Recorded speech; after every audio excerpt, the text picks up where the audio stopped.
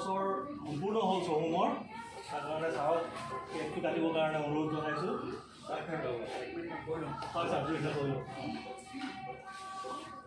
পৰম শ্ৰদ্ধাভাজন আজি এই চহাম ডিব্ৰুগড়ৰ এটা ব্যৱসায়িক প্ৰতিষ্ঠান অনুষ্ঠানৰ 12 বছৰ সম্পূৰ্ণ কৰা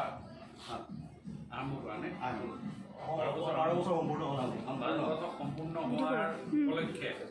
আজি প্ৰত্যেকজন কৰ্মচাৰী বিষয়াক মোৰ ফালৰ পৰা মই অভিনন্দন জনাইছোঁ লগতে আগন্তুক যি দুৰ্গোৎসৱকো আপোনালোকক মোৰ ফালৰ পৰা বিশেষভাৱে ধন্যবাদ জ্ঞাপন ব্যৱসায় এনেকুৱা এটা বস্তু যদি ভাল ডাক্তৰ পথাৰৰ মাজত থাকে মানুহে পানী গছকি যাব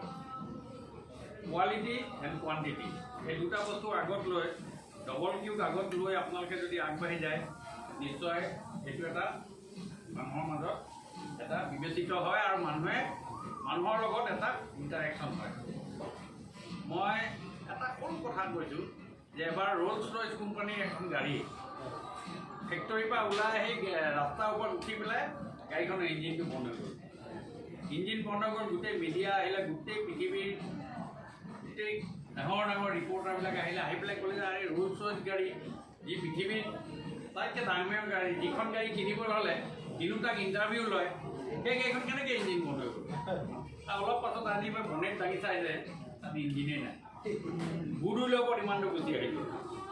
সেইকাৰণে আজি এই কথাষাৰ ইয়াতে প্ৰাসংগিকতা এইকাৰণে আছে আপোনালোকৰ ব্যৱহাৰ আপোনালোকৰ গুডউইল এই কথাখিনিয়ে আগন্তুক দিনত আপোনালোকৰ নিজৰ জীৱনতো সফলতা আহিব কাৰণ আজি এই চহাম চলি আছে কাৰণে আপোনালোক চলি আছে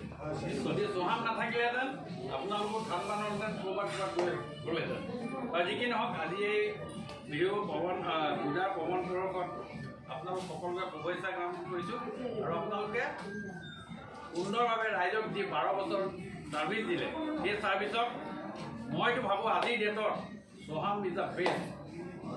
ডিব্ৰুগড়ৰ ভিতৰত বেষ্ট বুলি মই ক'ব খুজিছোঁ ইয়াকে কৈ আজি আপোনালোকৰ এই চহামৰ জন্মদিন উপলক্ষে আজি এই কেক কাটি শুভ উদ্বোধন কৰিছোঁ ধন্যবাদ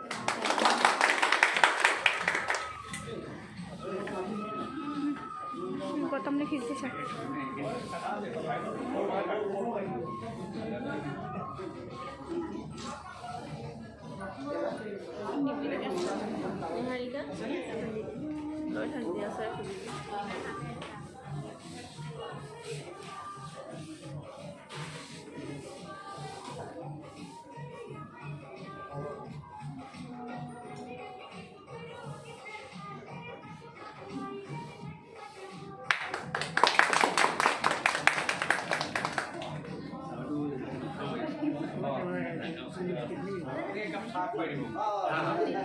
ছাৰক এই উপহাৰ